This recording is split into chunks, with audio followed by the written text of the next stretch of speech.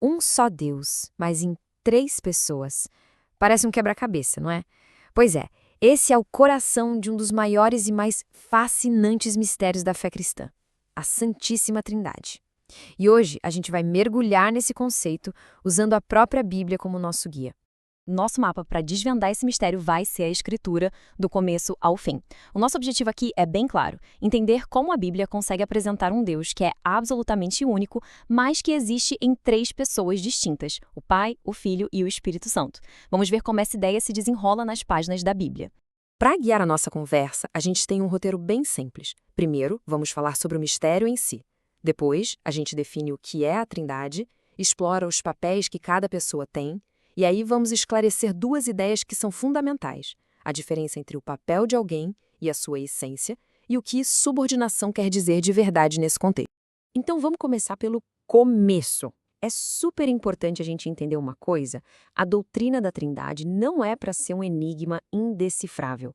Na verdade, ela é apresentada como uma verdade sobre quem Deus é, uma verdade que nos convida a conhecer Ele mais a fundo. Ok, então como é que a gente pode definir esse mistério? Antes de sair procurando as provas na Bíblia, a gente precisa ter uma base, um ponto de partida. Vamos estabelecer uma definição bem clara do que é a Trindade, para colocar essa ideia, que é complexa, de um jeito simples e, claro, fiel ao que a Bíblia ensina.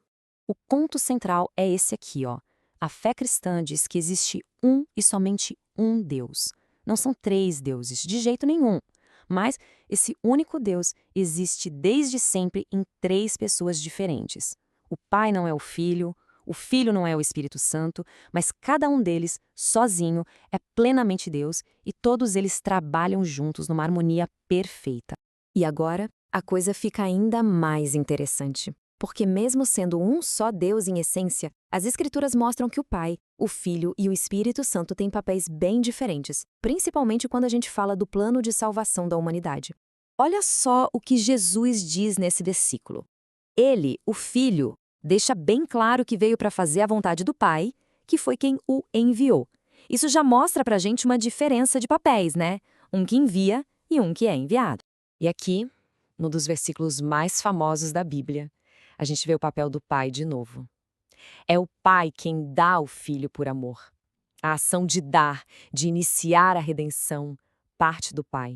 E pronto, agora o Espírito Santo entra na conversa. Jesus explica que o pai vai enviar o Espírito Santo em nome do filho. Perceberam a dinâmica? As três pessoas trabalhando juntas, mas cada uma com uma função bem específica nesse grande plano. Esse quadro aqui resume tudo isso de um jeito ótimo. O pai é quem planeja, quem envia, quem escolhe. O filho é quem executa, quem vem ao mundo e realiza a obra. E o Espírito Santo é quem aplica essa salvação na nossa vida, nos santificando, nos dando dons. São ações diferentes dentro de um plano único e perfeito. Tá, mas essa história de papéis diferentes pode gerar uma dúvida bem comum. Se o pai manda e o filho obedece, quer dizer que um é mais importante ou mais Deus que o outro? Essa é uma confusão clássica, e por isso é fundamental a gente entender a diferença entre papel e essência. A chave para destravar isso é separar o que uma pessoa faz de quem ela é. Pensa bem, na Trindade, as pessoas têm funções diferentes, mas elas compartilham a mesmíssima natureza divina. Os papéis mudam, mas a essência é uma só, idêntica para todos. Para ficar mais concreto, vamos usar a analogia que está na tela: um marido e uma esposa. Dentro de uma família, eles podem ter papéis e responsabilidades diferentes, certo? Mas isso não faz um ser mais ou menos humano que o outro. Na essência, na natureza deles, são iguais. Da mesma forma, o Pai, o Filho e o Espírito Santo são 100% Deus, mesmo com funções diferentes no plano da salvação. Agora a gente vai mais fundo ainda, falando de uma palavra teológica que já causou muita confusão e até mesmo erros graves na história da igreja. A palavra é subordinação.